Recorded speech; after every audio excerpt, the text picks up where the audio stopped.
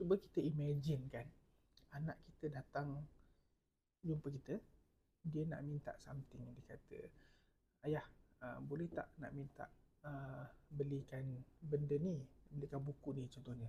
Tapi bila dia minta tu, dia macam acuh tak acuh. Dia tak ada keyakinan yang kita mungkin itulah, kalau ayah nak beli, bolehlah belikan. Dia tak ada keyakinan yang kita nak tunaikan kan.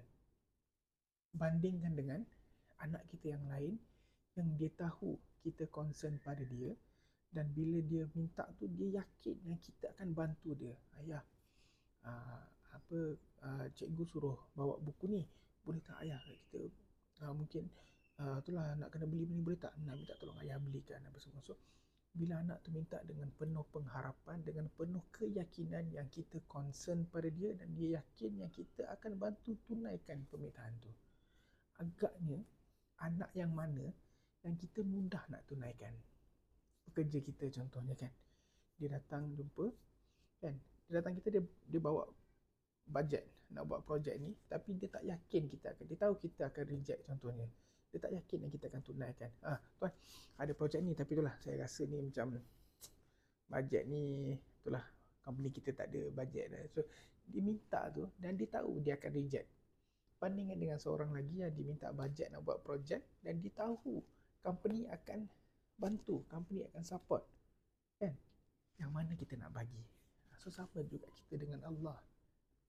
Bila kita minta dengan Allah, kita kena minta dengan penuh pengharapan.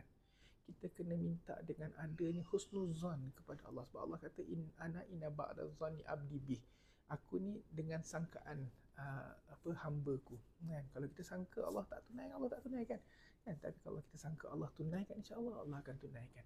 Sebab itu dalam satu hadis riwayat At-Tirmizi, Nabi kata, ud'ullaha wa antum muqinuna bil ijabah. Doalah kamu kepada Allah dalam keadaan kamu yakin akan Allah akan mustajabkan doa kita tu. Ud'ullaha wa antum muqinuna bil ijabah. Doa kepada Allah dengan kita yakin Allah akan mustajabkan doa kita. Nabi sambung, Nabi kata, wa'lamu annallaha la yastajibu du'ai min qalbin ghafin lad. Allah dia tidak tunaikan doa daripada hati yang lalai, hati yang alpa. Sebab itu kita bila doa, kita kena penuh keyakinan, kita kena penuh pengharapan, insya-Allah.